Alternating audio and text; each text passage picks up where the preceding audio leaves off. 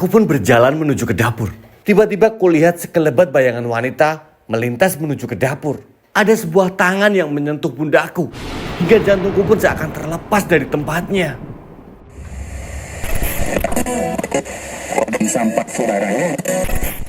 Tiba-tiba ada sebuah tangan yang menyentuh pundakku. Hingga jantungku seakan terlepas dari tempatnya. "Neng Amanda, kenapa melamun begitu?" tanya Bidarmi yang tiba-tiba muncul di belakangku. Jantungku pun nyaris terlepas. Akan tetapi, Bidarmi saat itu mengenakan kebaya yang berwarna biru. Lalu, siapakah bayangan yang berpakaian putih tadi? "Bibi, kenapa sih, Bi? Tiba-tiba ada di belakangku." Aku pun mengatur nafas yang terasa sangat ngos-ngosan sekali. "Loh, Non, kan Bibi baru pulang dari ngantar anak-anak lalu sekalian ke pasar tadi." Aku pun terhenyak mendengar jawabannya. Lalu siapakah suara guyuran air tadi? Dan tanpa berlama-lama, aku langsung mendorong pintu kamar mandi. Tapi tak ada siapapun di sana. Padahal tadi aku mendengar dengan jelas ada suara orang yang sedang mandi. "Neng Amanda, kenapa? Kok kayak bingung gitu sih?" Akhirnya aku pun menceritakan apa yang tadi kulihat dan juga kudengar. Namun, Bidarmi malah tersenyum melihat gelagatku. "Mungkin saja Neng kelelahan semalam. Makanya tadi Neng sampai berhalusinasi, Neng." Aku hanya mengernyitkan dahiku saat mendengar ucapannya. Lalu aku pun bergegas ke kamar saat mendengar suara dari anak bungsuku yang baru saja terbangun. "Neng, Bibi langsung masak atau mau mandiin Aurel dulu ya, Neng?" tanya Bidarmi yang kembali mengejutkanku. "Gak usah, Bi. Aurel biar saya aja yang mandiin, Bi." Ia pun segera mengangguk lalu bergegas ke dapur. "Tante yang tadi kemana, Bu?" tanya bocah berusia 3 tahun itu sambil mengucek kedua bola matanya. "Tante siapa, Aurel?" Aku pun sangat bingung dengan pertanyaannya. "Tadi ada tante cantik mengenakan gaun yang berwarna putih," sahut dari Aurel, hingga membuat mataku pun langsung membelalak. "Nak, Aurel ngomong apa? Aurel mimpi apa tadi?" Ia pun hanya menggeleng, lalu terdiam merenung. Tak lama kemudian, aku pun segera memandikan Aurel dan segera mengganti pakaiannya.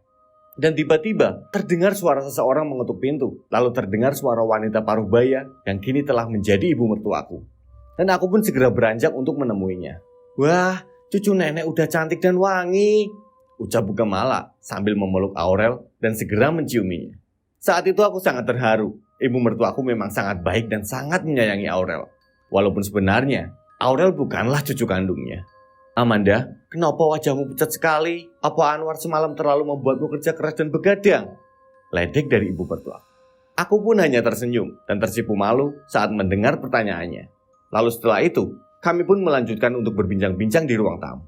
Banyak sekali hal yang kami obrolkan dan suasananya pun begitu hangat. Obrolan kami terus mengalir.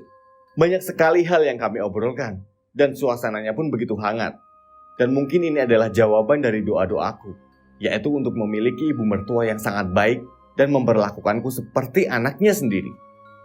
Sudah sangat lama ibu memimpikan untuk memiliki menantu, bahkan juga cucu.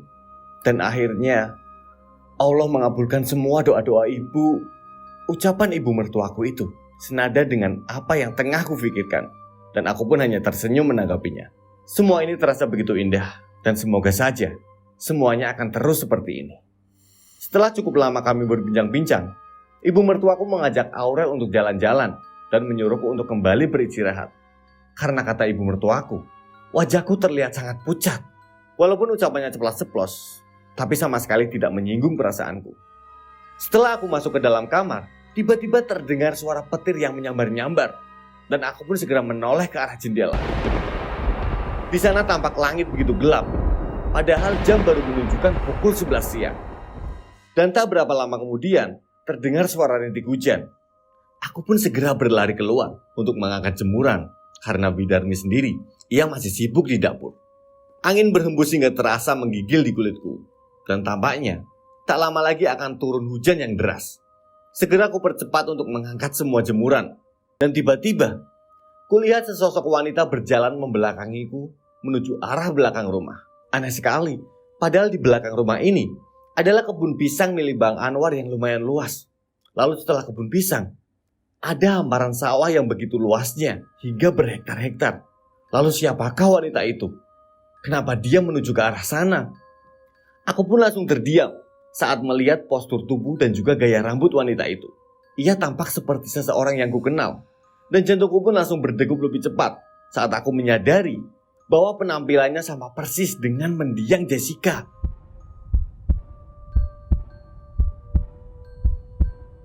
"Neng, ayo cepetan masuk.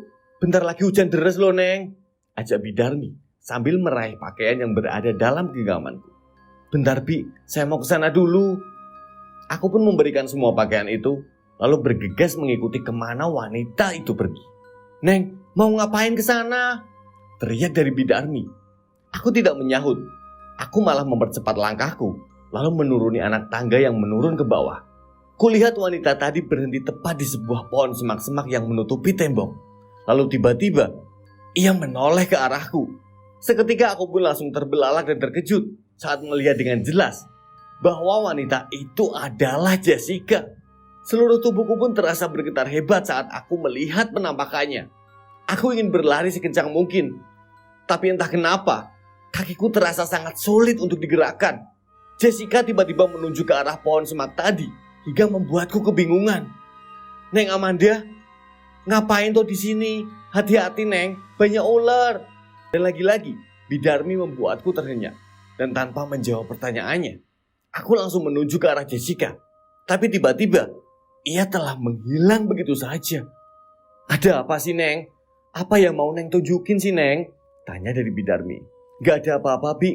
Yaudah, Bi, ayo kita masuk, Bi." Sepertinya aku pun berhalusinasi. Dan beberapa waktu kemudian, Bidarmi pun pamit untuk menjemput anak-anak sambil membawa 2 buah payung. Selang beberapa menit saja Bidarmi pergi, tiba-tiba hujan pun turun dengan derasnya. Suasana rumah terasa sangat mencekam saat hujan turun. Dan untuk mengusir rasa sepi, aku langsung menyalakan musik dan segera berbaring di kasur. Aku pun langsung beranjak dari tempat tidurku saat mendengar suara ketukan pintu.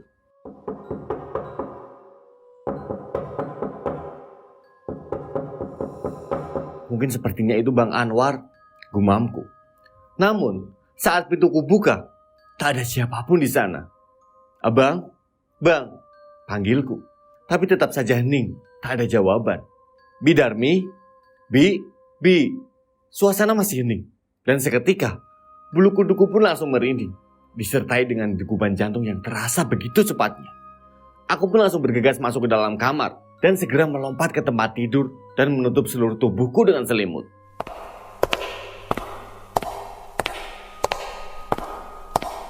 Terdengar derap langkah kaki seseorang. Lalu terdengar pintu kamar dibuka, hingga membuatku semakin gemetaran. Aliran darahku seakan mengalir lebih deras, disertai dengan detak jantung yang semakin tidak beraturan. Dan kurasakan keringat dingin sudah membasahi seluruh tubuhku ini.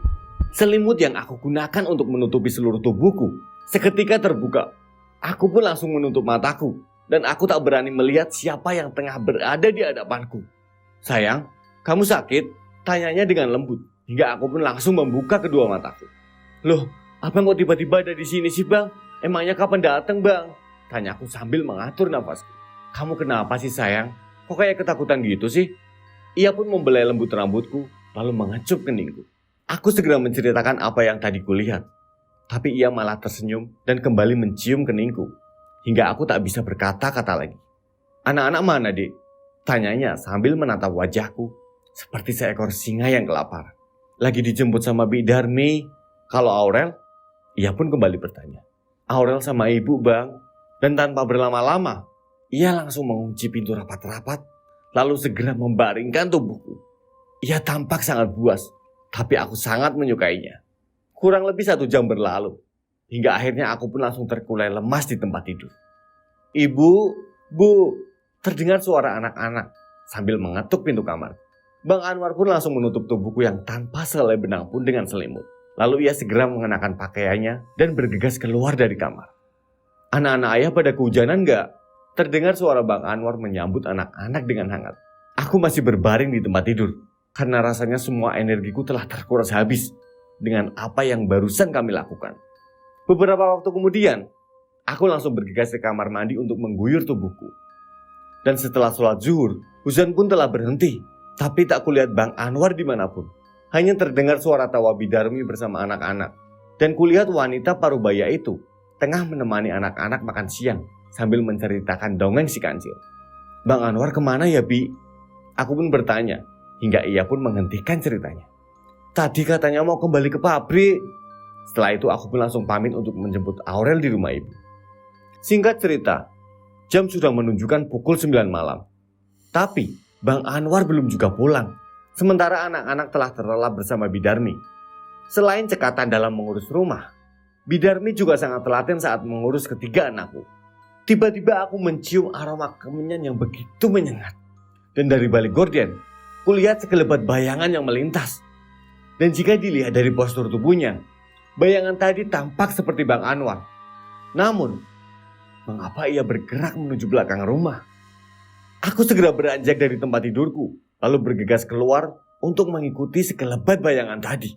Dan benar saja, ternyata itu adalah Bang Anwar. Ia sedang berjalan menuju pohon semak yang tadi pagi ditunjukkan oleh arwah Jessica. Namun karena situasi sangat gelap, tiba-tiba ia sudah tak bisa lagi kulihat. Bang Anwar, panggilku, tapi hening, tak ada jawaban sama sekali. Bang Anwar, aku kembali memanggilnya. Kamu ngapain di sini, Dek? Seketika aku pun langsung terkejut saat melihat Bang Anwar sudah berada di belakangku. Loh, kok abang tiba-tiba di sini sih, Bang? Kan abang baru pulang kerja. Gimana sih kamu? Enggak, Bang. Dari tadi aku sudah lihat motor Bang Anwar. Abang kan gak pakai motor, Dik. Abang kan tadi naik mobil teman. Aku pun menjadi semakin bingung mendengar ucapannya. Lalu tiba-tiba ia menarik tangan aku dengan lembut untuk segera masuk dalam rumah. Apa abang punya ruangan rahasia di belakang rumah ini ya, Bang? Belum sempat tanya aku terjawab, ia langsung melumat bibirku hingga aku tak bisa mengatakan apapun. Dan kedua tangannya pun aktif menyusuri seluruh tubuhku hingga fokusku pun terganggu. Ia membuatku gelinjangan dan melupakan semua tanda tanya yang tadi berputar-putar dalam kepalaku. Dan dengan sigap, ia melepaskan semua pakaianku, lalu kembali membuatku melayang bagaikan di awang-awang. Lumayan lama ia bermain, hingga aku benar-benar terkulai lemas dan tertidur dengan senyum merekah di bibirku. Setelah aku teguk kenikmatan yang sudah ia berikan. Tanpa terasa, terdengar suara kokok ayam jantan. Dan aku pun terhenyak dengan kondisi tubuh yang tanpa sehelai benang pun. Dan lagi-lagi, Bang Anwar sudah tak berada di dalam kamar. Segera ku raih ponselku. Dan tampak di layar ponsel, jam sudah menunjukkan pukul 3 pagi. Semalam aku tertidur dengan pulasnya setelah menikmati belayan lembut suamiku. Dia benar-benar mampu membahagiakan jiwa dan ragaku ini. Aku pun segera bergegas ke kamar mandi untuk mengguyur seluruh tubuhku. Dan setelah berpakaian, aku langsung keluar kamar untuk mencari Bang Anwar. Tiba-tiba terdengar suara guyuran air di kamar mandi belakang. Aku pun segera menyalakan semua lampu dan segera bergegas ke sana. Bang Anwar, panggilku sambil mengetuk pintu saat mendengar suara guyuran air. Dan tak berapa lama kemudian, pintu kamar mandi pun terbuka. Lalu tampaklah Bidarmi yang terlihat baru selesai berwudu. Neng sudah bangun. Bibi mau sholat tahajud dulu ya, Neng? Iya udah, Bi, silahkan. Aku cuma lagi nyari Bang Anwar. Ia pun mengangguk, lalu segera masuk ke kamarnya. Aku menyusuri seluruh sudut ruangan, tapi Bang Anwar tak juga kutemukan. Dan saat aku berada dalam kebingungan, tiba-tiba ada 2 buah tangan yang melingkar ke pinggangku. Ia menegapku dari belakang dengan erat. Adik, bisiknya, hingga deru nafasnya terasa hangat di tengkuk leherku. Abang dari mana sih, Bang? Tanyaku. Abang habis ngerokok di teras, sautnya sambil mengajakku untuk kembali ke dalam kamar. Dan lagi-lagi, ia langsung membaringkan tubuhku dan segera menciumi leherku. Bang, aku sudah mandi, Bang. Rengekku kepadanya. Ya gak apa-apa lah, Dek. Nanti kan bisa mandi lagi kan? Dan aku pun benar-benar tak bisa menolak keinginannya. Walaupun seluruh tubuhku masih terasa lemas, tetapi aksinya lagi-lagi membuatku gelinjangan dan ketagihan. Dan aku pun hanya bisa pasrah menerima setiap serangan yang telah ia berikan. Gak ada perlawanan, Dek, bisiknya. Aku pun langsung bangkit, lalu membalas semua serangan yang ia berikan. Dan beberapa waktu kemudian, kami pun telah sama-sama selesai. Dan kulihat ia langsung terkulai lemas dan segera tertidur. Bang, katanya mau mandi bareng. Ia langsung menarik tubuhku hingga terjatuh dan aku pun terbaring di dadanya yang bidang. Mungkin tak akan mengapa jika aku memejamkan mata sebentar saja hingga azan subuh berkumandang.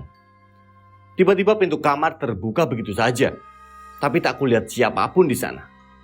Segera aku raih selimut untuk menutupi tubuh, lalu segera menutup pintu. Terdengar seseorang mengetuk pintu. Aku pun langsung berpakaian dan segera menutupi seluruh tubuh Bang Anwar. Dan saat pintu kubuka, tak kulihat siapapun di sana. Bidarmi, Bi, tapi hening, tak ada jawaban. Dan tiba-tiba terdengar suara isak tangis dari depan rumah. Karena penasaran, aku pun bergegas menuju ke pintu depan. Lalu aku mengintip dari balik gorden. Tampak olehku, seorang wanita berpakaian terbuka tengah menangis terseduh-seduh di teras. Dan karena penasaran, aku pun membuka pintu untuk melihatnya dengan lebih jelas. "Kamu siapa?" tanya aku kepadanya. Ia pun menoleh ke arahku. Dan kulihat matanya sembab dan dibasahi oleh air mata. Tapi wajahnya tampak seputih kertas, hingga membuat bulu kuduku meremang. Wanita itu pun berdiri, lalu bergerak menuju ke belakang rumah. Ia kembali menoleh dan memberi kode agar aku mengikutinya. "Sayang, kamu lagi ngapain di sana?" Aku pun langsung terkejut dan menoleh ke belakang. Dan tampak suamiku tengah menatapku dengan wajah bingung. Wanita itu, aku pun menuju ke depan. Tetapi sosok wanita tadi telah menghilang. Bang Anwar pun tampak bergidik sambil celingukan. "Ayo kita masuk, Dek. Mungkin wanita tadi itu hantu. Sejak ditemukannya banyak mayat wanita, kamu kita kan jadi angker," bisiknya sambil bergidik. "Bang, sebenarnya rahasia apa yang abang sembunyikan dariku, Bang?" "Rahasia apa emangnya? Abang tidak menyembunyikan apapun kok," ucapnya sambil mendorong tubuhku ke kasur. "Bang, jangan lagi mengalihkan perhatianku dengan belai mesramu, Bang." Aku pun menatapnya dengan tajam dan segera mengempaskan tangannya yang hendak menggerayangiku. "Habisnya kamu selalu membuat abang bernafsu sih," ucapnya sambil kembali mencium keningku. Aku pun melepaskan tubuhnya dan segera bergerak mundur. "Bang, tolong jangan mengalihkan pembicaraan, Bang. Tolong jawab, apa abang merahasiakan sesuatu dariku, Bang?" Tapi tiba-tiba terdengar suara azan subuh dan kami pun menyudahi obrolan karena Bang Anwar pamit hendak ke masjid. Aku pun mengangguk dan segera berniat sholat subuh. Saat ia keluar dari rumah, aku masih memperhatikannya dari balik gorden. Tapi aneh sekali, ia tak berjalan menuju ke arah masjid, tapi malah berjalan ke kebun belakang rumah. Karena penasaran, aku pun mengikutinya. Tapi tiba-tiba ia menghilang entah kemana. Tak ada cahaya penerangan di sana. Makanya aku pun tak bisa mengikutinya lebih jauh lagi. Aku kembali masuk ke dalam rumah dengan wajah bingung, lalu bergegas sholat subuh. Namun sudah sekian lama, Bang Anwar tak juga kembali. Padahal jam sudah menunjukkan pukul 6 pagi. "Neng, mau bibi buatin teh apa kopi, Neng?" tanya Bidarmi. Aku hanya menggeleng. "Enggak, Bi." Aku pun langsung kembali ke kamar dan segera membaringkan tubuhku. Karena kepalaku sedikit terasa pening. Bang Anwar tak juga kembali, padahal hari sudah semakin siang. Sementara Bidarmi, seperti biasanya, ia mengantar anak-anak ke sekolah. Aku segera bangun dan berjalan menuju kebun belakang rumah. Aneh sekali, tak ada siapapun di sana. Tetapi, mengapa tadi Bang Anwar berjalan menuju ke sini? Aku pun kembali ke rumah, lalu segera berganti pakaian dan berniat untuk mencari Bang Anwar di rumah orang tuanya atau mungkin di pabriknya. "Mau kemana sayang? Kok pagi-pagi gini udah rapi sih?" tanya dari Bang Anwar yang keluar dari kamar tamu. "Loh, kok abang dari kamar itu, Bang?" tanyaku kepadanya. "Iya, tadi pulang dari masjid, abang istirahat di sana. Soalnya abang gak mau ganggu kamu istirahat." "Abang tadi gak ke masjid kan? Malah ke kebun belakang kan, Bang?" "Sebenarnya tadi abang melihat sekelebat bayangan yang melesat ke arah kebun pisang. Abang mengejarnya karena abang curiga bahwa itu adalah maling. Abang melihat sosok lelaki dengan penutup wajah yang berlari ke arah kebun pisang. Tapi saat dikejar, tiba-tiba dia udah ngilang." Ucapannya mungkin ada benarnya juga. Lalu setelah itu, ia beranjak ke dapur untuk sarapan. Karena sebelum pergi mengantar anak-anak ke sekolah, Bidarmi telah menyiapkan sarapan untuk kami seperti biasanya. "Sayang, tolong jangan berpikiran macam-macam sama abang ya. Karena abang sangat mencintai kamu." Ia pun menatap wajahku lekat-lekat. Dan sorot matanya menyiratkan bahwa ia benar-benar mencintaiku dengan tulus. Dan setelah itu, ia pun bergegas berganti pakaian, lalu segera berangkat bekerja. Saat beranjak siang, aku mendengar kericuan warga yang berjalan dengan tergesa-gesa dengan wajah yang tegang. "Ada apa, Pak? Kalian pada mau kemana?" tanyaku kepada warga. "Ada mayat di kebun kopi," sahut mereka, hingga aku pun dibuat tercengang. Entah untuk keberapa kalinya, Desa ini digembarkan dengan penemuan mayat tanpa busana, dengan dada yang telah bolong, dan juga kehilangan organ dalamnya. Sampai saat ini semuanya masih menjadi misteri. Entah itu perbuatan psikopat atau iblis pemangsa organ manusia. Singkat cerita, saat malam tiba, kembali tercium aroma gulai. Kulihat Bang Anwar tak ada di sampingku. Padahal malam sudah sangat larut. Aku pun bergegas ke dapur karena mengira dirinya tengah memasak. Tapi anehnya, tak ada siapapun di dapur. Akan tetapi, aroma gulai itu semakin terasa menusuk dalam hidungku. Neng Amanda sedang apa sih? Dan lagi-lagi, Bidarmi membuatku terkejut karena muncul secara tiba-tiba. Bibi nyium aroma gulai ndak yo, Bi? Tanyaku kepadanya. Iya, Neng. Mungkin aja dari rumah tetangga, Neng. Jawabnya. Tetangga mana yang masak malam-malam gini, Bi? Ya kan mungkin saja mereka lapar, Neng. Lalu ngangetin gulai yang tadi sore. Dan setelah itu, Bidarmin pun pamit untuk kembali ke kamar. Karena tadi ia hanya haus dan hendak mengambil air minum. Bibi lihat Bang Anwar enggak, Bi? Tanyaku kepadanya. Tapi ia hanya menggeleng. Dan tiba-tiba, kulihat Bang Anwar yang baru dari luar. Abang dari mana, Bang? Tanyaku kepadanya. Sambil kuperhatikan mulutnya yang berminyak. Seperti habis selesai makan. Oh, tadi dari pos ronda. Tadi kan pada ngeronda sambil ngeliwat. Nah, abang iseng ke sana. Malah ditawari makan. Oh, ya udah kalau gitu. Dan setelah itu, Bang Anwar pun mengajakku ke kamar. Kali ini aku menolak keinginannya karena pikiranku tengah kacau balau. Singkat cerita, terdengar suara azan subuh berkumandang. Aku pun segera membangunkan suamiku. Tapi ia tak kunjung bangun dan ia malah bilang kalau dirinya sedang demam. Bang, sholat itu kan wajib. Sekalipun kamu lagi gak enak badan, ucapku. Iya, nanti aja sih, sautnya sambil menutupi tubuhnya dengan selimut. Aku bergegas mengambil air wudhu, lalu segera melaksanakan sholat subuh. Saat menengok ke kanan dan ke kiri seraya mengucapkan salam, tiba-tiba kulihat sesosok wanita tengah berdiri di depan pintu. Dan dia adalah Jessica. Mengapa ia terus mendatangiku? Tiba-tiba ia menggerakkan jemarinya, seolah memberi isyarat agar aku mau untuk mengikutinya. Aku pun bergegas melepas mukena, lalu segera berjalan mengikutinya. Sebenarnya rasa takutku berlebihan. Aku benar-benar takut saat melihatnya melayang dan tidak menapak di tanah.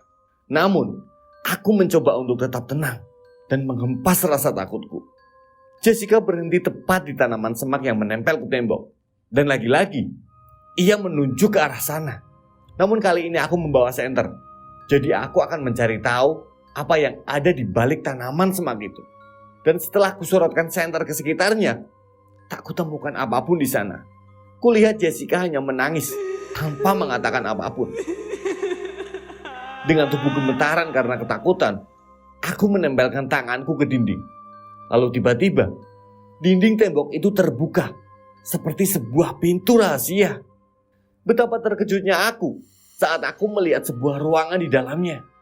Dan karena penasaran, aku pun segera masuk dan segera kulayangkan pandanganku ke sekitar ruangan. Tapi pintu tembok tadi kembali tertutup hingga membuatku semakin terkejut. Namun aku mencoba untuk tetap tenang karena aku berpikir bahwa pintu itu bisa kembali dibuka dengan cara menempelkan tangan di tembok.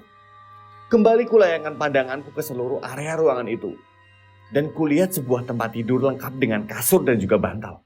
Dan selain itu, ada pula peralatan memasak dan juga beberapa pisau daging yang beraneka ragam bentuknya. Tapi tiba-tiba terdengar suara menggelegar yang membuat bulu kuduku meremang. Dan bersamaan dengan itu, ada sesosok tinggi besar yang berbulu hitam dan lebat tiba-tiba muncul hingga membuatku terkesiap. Matanya terlihat merah menyala. Ia pun menatap tajam ke arahku, seolah hendak menelanku mentah-mentah. Aku pun langsung berteriak histeris sambil berjalan mundur. Makhluk mengerikan itu semakin mendekat dan nyaris mencengkeramku. Tapi tiba-tiba, Bang Anwar muncul dan menghalangi makhluk itu untuk mendekatiku. Jangan, dia istriku, teriaknya sambil menarik tanganku dan segera membawaku kabur. Saat itu yang kurasakan hanyalah rasa takut, tanpa memiliki waktu untuk bertanya apa yang sebenarnya telah terjadi. Sesampainya di kamar, Bang Anwar langsung memelukku dengan erat sambil berderai air mata. Dek, makhluk itu belum sempat melakukan apapun kepadamu kan, Dek? Tanya dari Bang Anwar. Belum, Bang.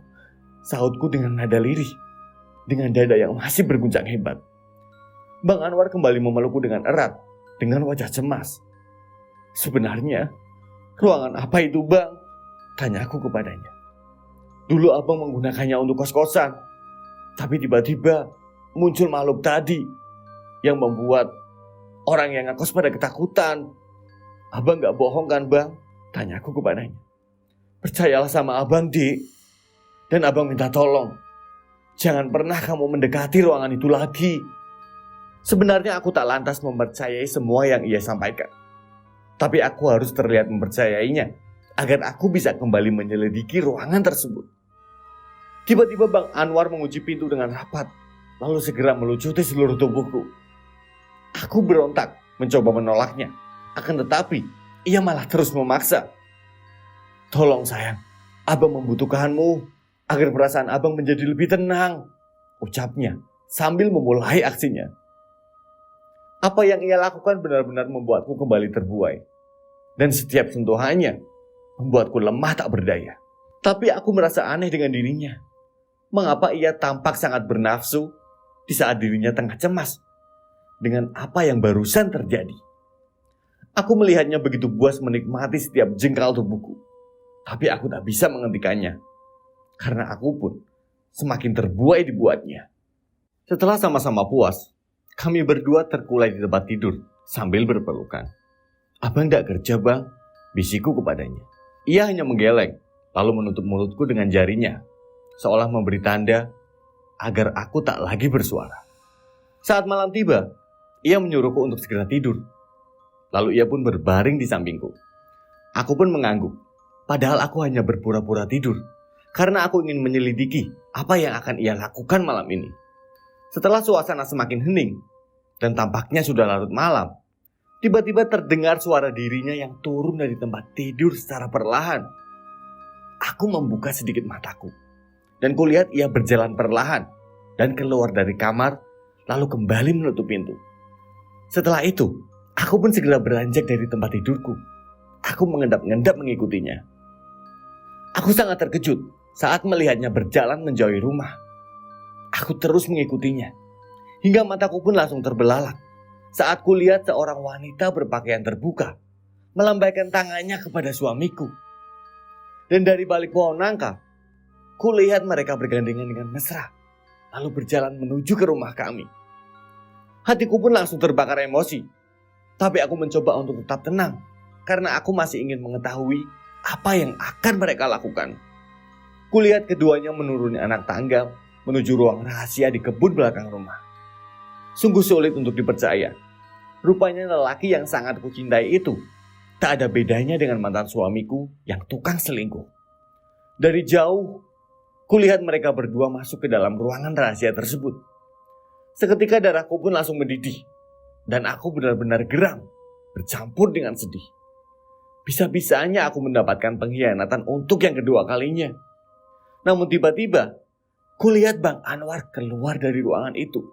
Sedangkan si wanita, tampaknya ia masih berada di dalam. Dan tak lama kemudian, terdengar suara jerit histeris dari wanita itu.